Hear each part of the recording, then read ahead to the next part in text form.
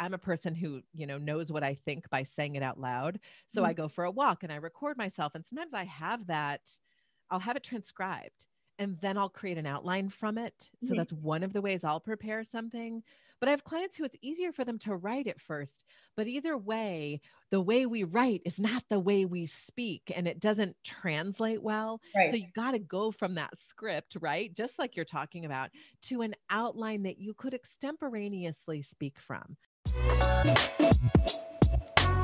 Welcome to the Tribe of Leaders podcast. I'm serial entrepreneur and investor Emmy Kirshner, and I'm known for sprinkling just a little bit of glitter throughout the streets of Philadelphia and on the stages that I speak, while I help creative entrepreneurs stop struggling as the overworked admin in their business and become the CEO of their multi-6 and 7-figure businesses.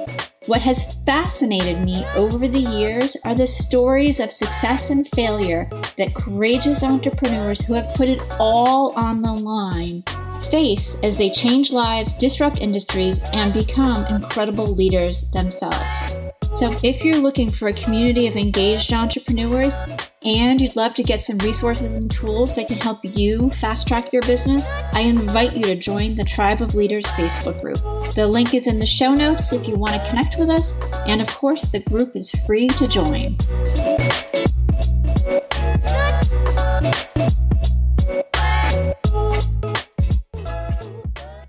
Hey everybody, welcome to the Tribe of Leaders podcast. I am your host, Emmy Kirshner. And on today's show, my guest is completely and truly amazing because she helps people with their biggest nightmare, public speaking.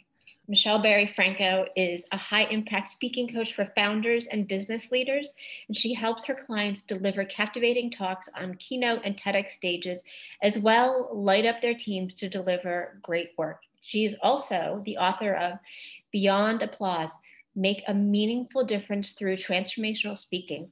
I am so excited to have you here because, one, I want to be able to share some of my speaking nightmares as somebody who's spoken on all sorts of different stages. But this is really the thing that scares the crap out of people. So how do you make your magic? First of all, thank you so much. I'm super excited to be here and have this conversation and hear about your speaking. What did you call it? Did you say fiasco or fiasco, nightmares? Nightmare. Yeah, there's been some fun moments. I can't wait to die. I have some too. The people that I work with might feel that way, but they also are called to the stage.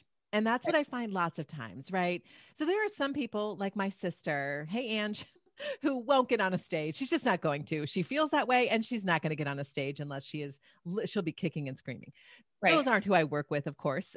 And so the people that I work with are people who know they have a message and often a story, their own personal story that they really want to share. And they know that it's life-changing, and yet they may still be petrified.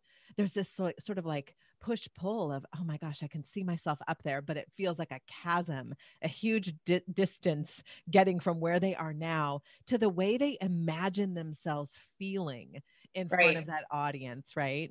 Right. Yeah. So first of all, it's a recognition of this being.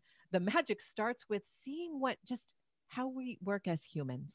And one of the fundamental things, even for people who love being up on the stage, is that we have this primal brain and our primal part of our brain. And that primal part of our brain says, danger, danger. Do not get up in front of a bunch of people and proclaim your stand, because you will be rejected. You will be judged. And if you are ousted from this tribe, you will be killed by a neighboring, like enemy tribe or a large animal. Right. Saber-tooth tiger. It's your like primal brain that's saying that. So they too have that. Now, the ones who really love it have kind of taken those same sensations in their body and they understand them differently. They see them differently. Like, oh, I'm having all these sensations, but I know once I get up there, I'm going to love it too.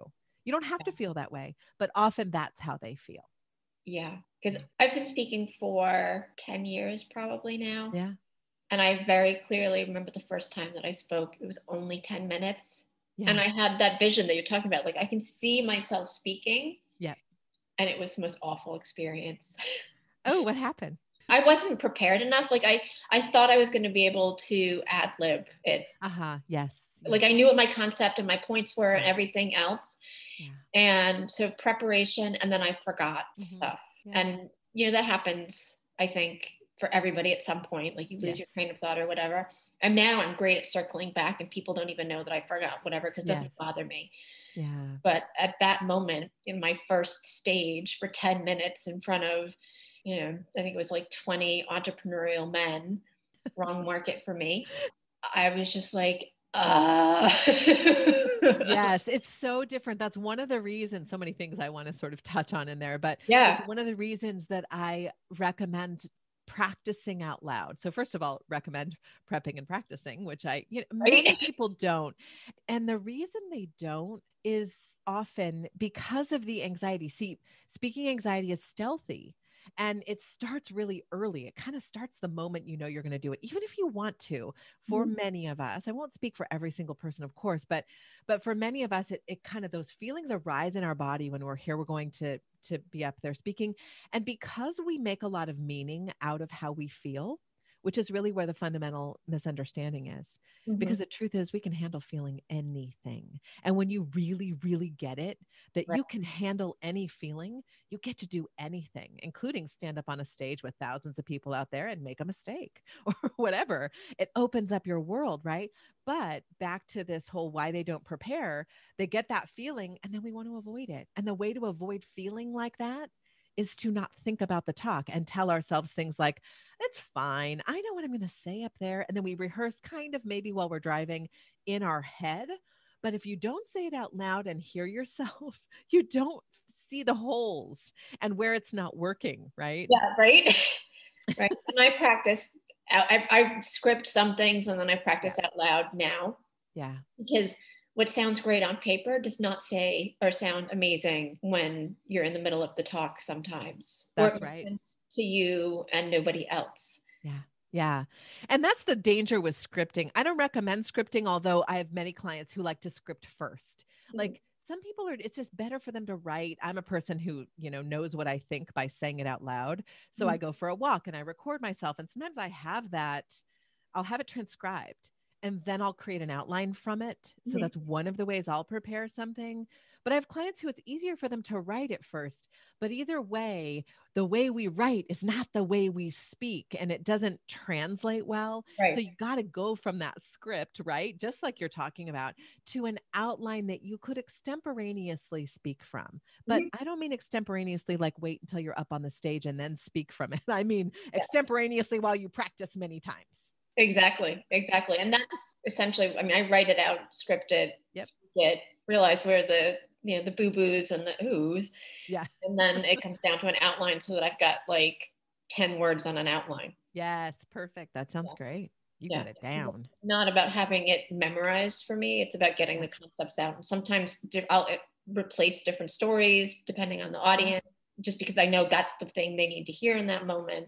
Yeah.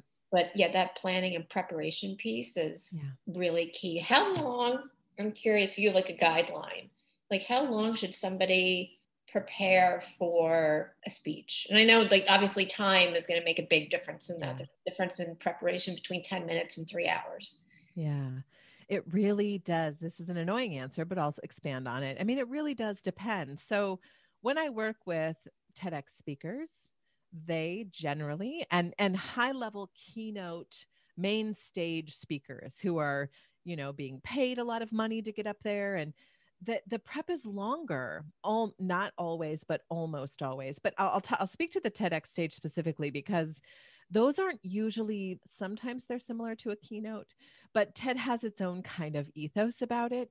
And often that's the closest often that clients get to scripting.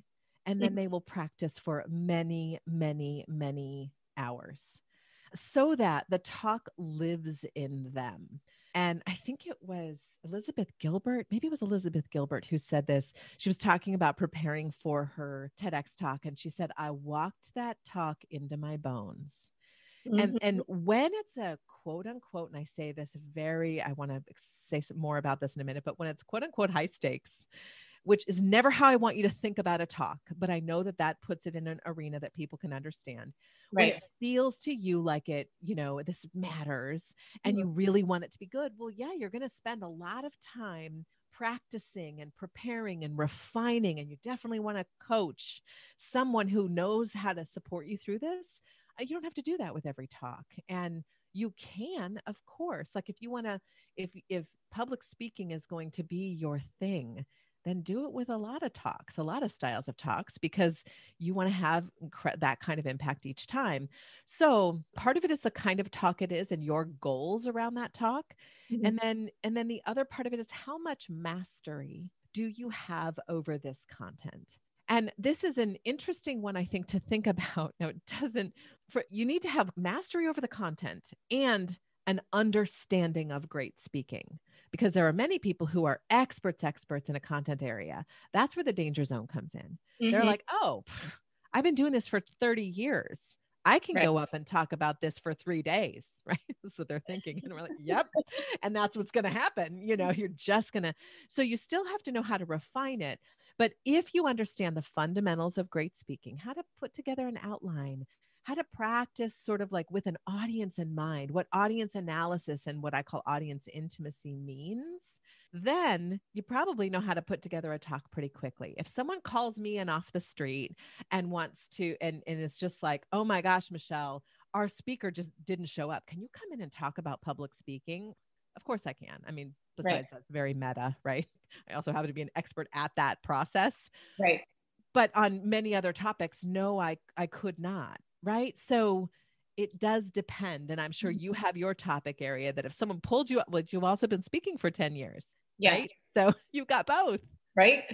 So that doesn't answer it very well at all. Well, here's what I'll say that's helpful, because, and the reason I think it's important to talk about that range is you all who are listening will hear people out there say, I am so much better when I don't prepare. And there are even public speaking experts that will say things like, you can over prepare. And while that's maybe true, I think a lot of people take that to mean they sort of swing it the other way because it's more comfortable to not spend all the time and energy there.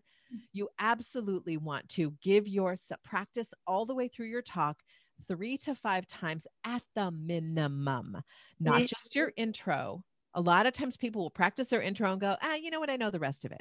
Because they're bored. They're bored of saying the same thing over and over again. Right. I guarantee, great, you're going to get up there and feel good about the intro. If you have not gone all the way through it, your call to action, your, what I call happy bliss, like reminder of why this is all worth it, what you're recommending, you're not going to deliver it in the way that like they carry out, right, with energy. Right. Well, I think what Elizabeth Gilbert said with that quote about it being in her bones, like that's truth.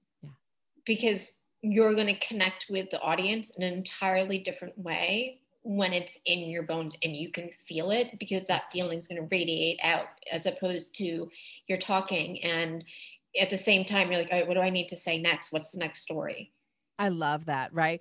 It is your presence in the moment that makes you an impactful speaker. And the way that you are present, just like you're describing, I love that, is you give yourself and your audience the gift of doing all the prep ahead of time. So you can just show up and deliver what's living in you already. Yeah, it's so much fun. I love speaking. Yeah. It's like, oh my goodness. I can tell. Yeah, that's so good. So share with the audience too, like, how did you become a speaking coach? How did this become your superhero power? I only know looking backward. So just as Steve Jobs said, right? Like I can only connect the dots looking backward. Right. So when I was in high school, we lost my older brother, to an alcohol overdose. I'm so sorry. Yeah, it was, of course, very hard. We were really close, and I was at a brand new school. I was at a brand new high school, just to top it off. And so, I came back after this, I don't know, I took a week or some days off school and came back to school and was just kind of, I think I had this energy that I wanted to do something with. And there was a Mothers Against Drunk Drivers chapter at our high school. And so I joined that organization. I mean, it wasn't a drunk driving accident. He overdosed, but on alcohol, but it was connected. It was related, And so I joined that organization, that sort of group, and we went around and showed these gory car crash scenes, to try to, and did these talks to try to help our classmates not to drink and drive. And then when I got into college, HIV and AIDS was everywhere. I was studying human sexuality. And so I joined the peer education program and toured the campus with a banana and a binder full of the many textures and flavors of condoms. So I did these things. So I was public speaking, but it wasn't because I couldn't wait to get in front of my classmates and, put a condom on a banana or, Right. Show these terrible car crash scenes. It was because there was something I felt like they needed to know. And this was the most powerful way to do it. Like this was the way to tell a bunch of people at once. And then my path took a lot of different directions. I didn't think about it like public speaking. It wasn't like, oh, get me on all the stages. Nothing. I've never felt that way. Actually, many of my clients do, but that's not the way I feel about speaking. But for me, what I have seen is that there is no more powerful way to change a lot of lives at once than authentic, powerful public speaking. So as I went through different paths and, I worked in insurance, I worked in high tech during that .com era right there in Silicon Valley. But I watched my colleagues who'd get to the front of the room. They were dynamic, interesting, fun people to interact with at work. Then they'd get to the front of the room and just morph into these like hyper professional, boring presenters. And at the same time, I was in graduate school studying communication, not having made the connection yet with public speaking in any way, studying communication. But one of the things you do in graduate school, if you want to, in communication, is teach public speaking. Right. So I'm like, what in the world has happened to these people? So it just all kind of started to evolve from there. I'm like, I want to help them because they've obviously forgotten what they learned in college. And then it just morphed into me really, as I learned about coaching and I met a lot of coaches. So I work with a lot of coaches and wellness experts, people who are in the work of transformation. And I saw how much they struggled with telling their own story in a way that was captivating and useful for the audience. So I just took those skills and kind of ended up transferring it. Really, it all just happened little bit by bit. That's so incredible. And I'm laughing because your path is as non-traditional and non-linear as mine is. I've worked in insurance and financial services and event planning and catering to all get here. Yep.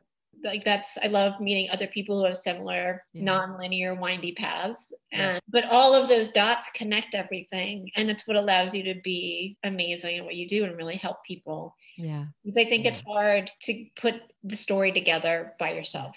Yes, it is. And I think also hard, you see people, especially in the transformation world for coaches and wellness experts and even founders who, of different kinds of companies, who I also work with, who are trying to tell their story, but the story, the way they tell it to themselves is the details are different than the details that will be the most useful for the people that they know they're meant to serve. And it's so hard to see that through our own experiences. Right. And I think different things resonate with us than with other people. So it's finding out what's going to really resonate with the other people. That's right. Yeah. Yeah. I like to say a lot of times with the process of telling your own, what I call your story of transformation, it's just not to fall in love with your own story, which is what I see happen a lot in the coaching and wellness world. There's so much sort of, I think they end up, and this is so innocent. I mean, I think they're trying to do what they're seeing other people do, but they're missing the audience intimacy piece. When you get too focused on the details that seem important to you, or that moment of laying on the floor, nothing wrong with laying on the floor and having a big moment. And I know it's happened for many, but you don't have to have that. That isn't what's required. When you ask yourself, what is this audience? What are they desperately needing? What are they struggling with? And you just hold up a mirror and say through your own story, me too, I've been there. Here's my honest, my honest story, but where you can see yourselves in it and you can see that I made it out the other side. There's nothing more powerful than that, right?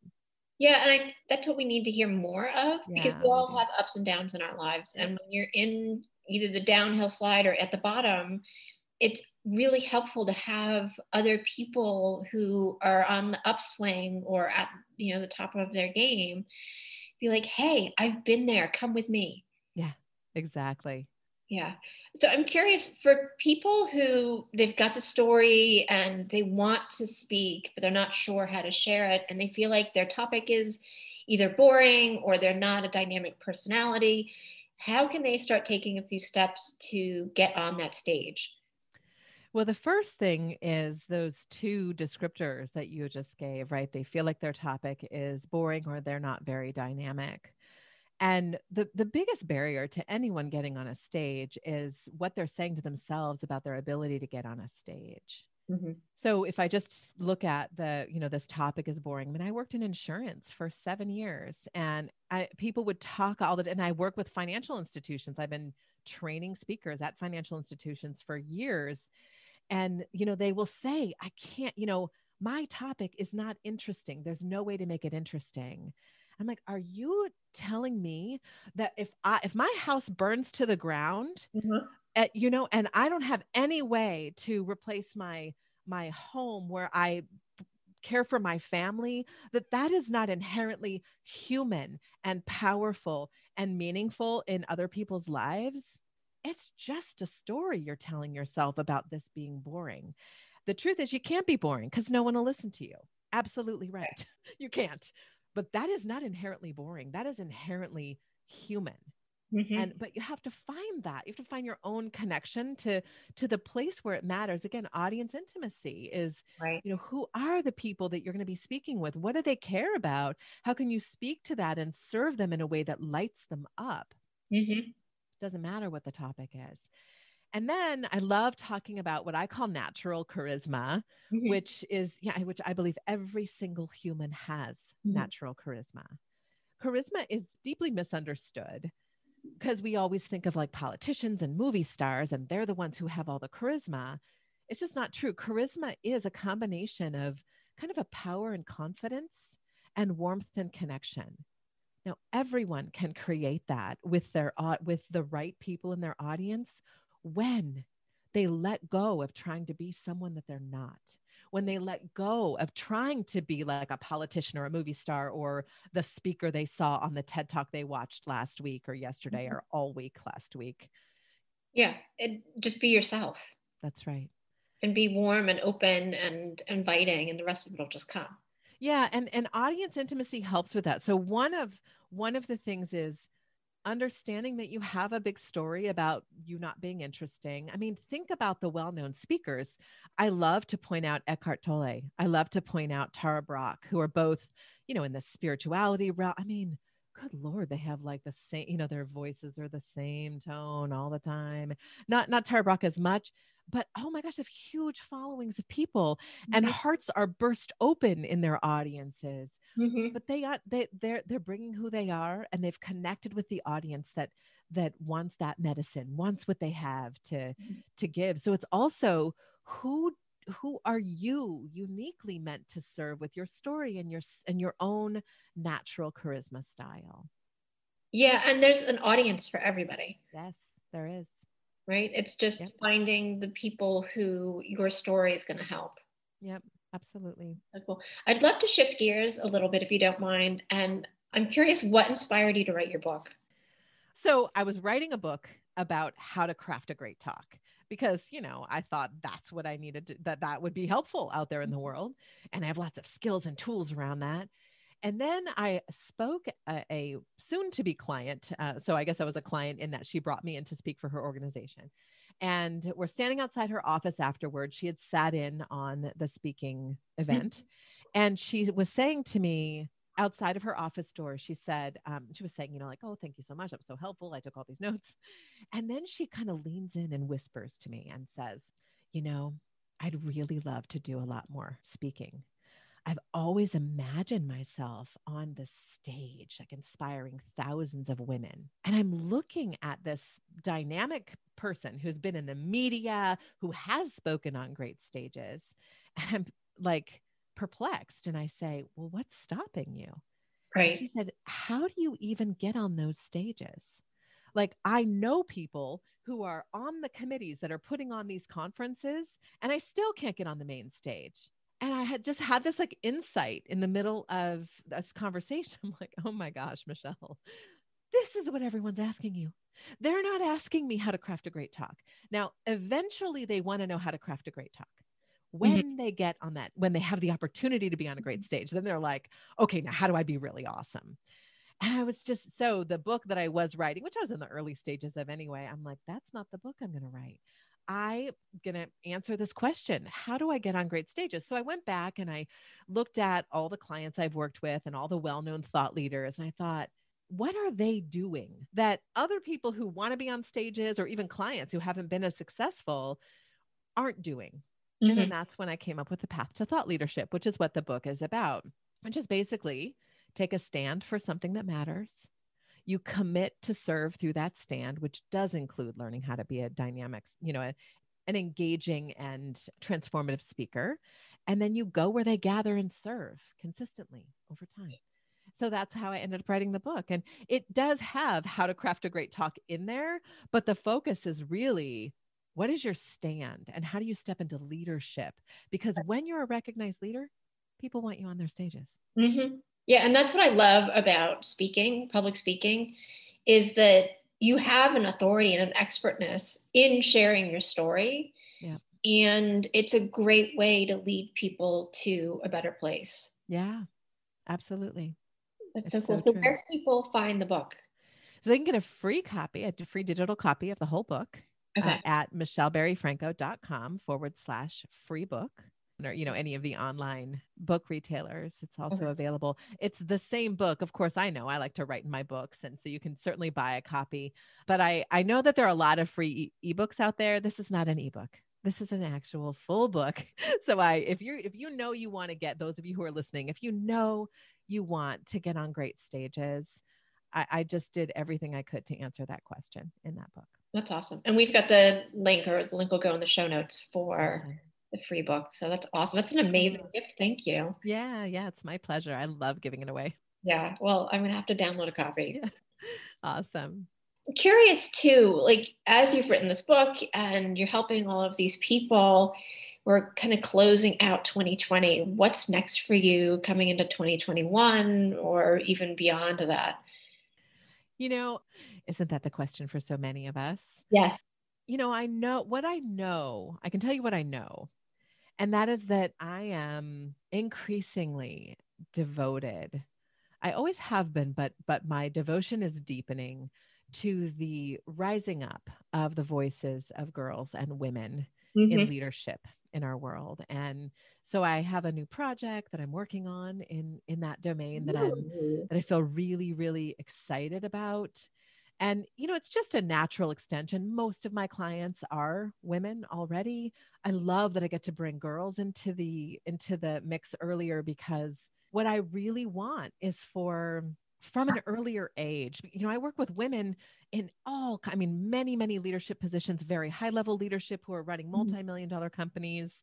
I help them craft talks. And I can tell you this, our societal training to not trust our voice is so powerful that even at these highest levels, just like it seeps in, especially when you're doing something quote unquote high stakes, which again, let it go. There's nothing high stakes. Just show up and serve. But I know we're trained to think that way. It's just that indoctrination into being quiet and into sort of buffering. What is the right word? Like just not taking our full stand is so powerful. I want to start earlier with girls so that they really, really see their voices as powerful. That's incredible. And so aligned too with where, like, I see myself moving into 2021 as well. Yeah. And I'm seeing this all around where women, and I'm generalizing here, but there's so many different levels and aspects where women are finally coming into their voice and speaking their truth in a very different way than we have in our past. And it's being heard. Yeah. Like, it's not falling on deaf ears as much anymore. Yeah. And I think that's going to create an incredible tidal wave of really evening out the patriarchal societies that we've created over the last millennia. Yep. And for something that'll be more peaceful, more sustainable, happier, healthier. And I'm really looking forward to being a part of that. So I think it's cool that we're aligned in that area as well. I can't wait to see how yours develops too. So you're in the development phase. Is that what you're just kind of seeing? Like I've been thinking about it. Yeah. I have a book kind of percolating in the back of my head. So I'm not clear about the outcome, but I have stories that I want to share. Yeah. And I have seen it with a number of my clients recently where like they've really stepped into their voice and set new boundaries. Yeah. And when they do that, it's a little, scary because it's like, I'm doing this new thing, but the results they're getting in their personal lives or their business with relationships is just amplified in such a positive way, right, that it's really cool to watch. Yes, it is. And it's cool because I think we are emboldening one another more and more as we watch each other do what feels really scary. And it makes sense that it feels scary because that patriarchal indoctrination is so strong that even those of us, I mean, it first came to me back in a whole story about it, but I won't say it now, but back in 2016, when it first I was watching the Me Too movement really it was happening before that, but start to show up in my Facebook feed in particular. And I remember sitting in front of my computer and going, wow, these women, I had never, these are powerful women who say what they, who share their stories, and they were sharing stories they'd never shared before, that they had kept quiet. And of course I sat there like so many of us going, me too. So it's like, you don't even know that you were being quiet. So now we're just sort of coming into that realization more and more. Yeah. Yeah. So it's going to be, I think, a lot of fun to see what the outcome is. And I'm really glad that you're going to be on your journey, creating something equally wonderful and powerful. Thank you. Yeah. That is leadership. Yeah, that's right. People often they'll want to use the term thought leadership a lot. And, they're like, what is a thought leader? And can anyone be a thought leader? And I'm like, what thought leadership is, in my view? Thought leadership is commitment to showing up and sharing your best ideas as they come, the very best cutting edge of your ideas. And that's thought leadership. There's nobody has to tell you that you are a thought leader. Now, I was interviewed by a well-known magazine or newspaper because I did a video on why you should call yourself a thought leader. And they thought I was going to be like, yes, definitely introduce yourself as a thought leader. But what I really mean is, yes, call yourself a thought leader, to know yourself as a thought leader, because then you act into that. But no, don't shake someone's hand and say, hi, I'm Michelle, I'm a thought leader. I mean, of course not. Right. But own it, because that is how you start to step into your next best idea and share it so it serves. Right. Well, and that's why I started my community in Facebook and the podcast here. Yep. I wanted people, and entrepreneurs in particular, to recognize and understand and own that they are leaders. Yes. Like everybody that's listening, you are a leader because you're thinking and acting differently. You're taking risks. You're doing the things that matter to you. And that's leadership. That's right. That's it. So I love everything that you're saying. I love everything you're saying too. We do have to wrap up. And I feel like, we could hang out and jam for another couple of hours, but share with everybody where they can connect with you, where are the best places to find you. MichelleBarryFranco.com is my website. Okay. I'm on Instagram off and on, not super consistently all the time, but you can check it out. But my website, and then if you decide to download my book, that will bring you into our email community, and then I serve you every week with thought leadership delights, and other whatever else is going on. Awesome. So everybody download the book. Thank you. Yeah. And again, the link for the book is in the show notes. And the title of the book is Beyond Applause, Make a Meaningful Difference Through Transformational Speaking, which I love. It just feels warm and inviting. Thank you. Now, Michelle, this has been awesome. Thank you so much. I really enjoyed it too. Thank you. You're welcome. Thank you so much for being a listener of the Tribe of Leaders podcast. I am so grateful for each and every episode that you tune in and listen to. And I hope that you get a ton of value that you can implement starting today. And I do have just a quick favor. If you wouldn't mind hopping on to wherever it is that you listen to podcasts and leave us a rating and review, it would help us tremendously so that the Tribe of Leaders podcast can be found more easily and help inspire other entrepreneurial leaders.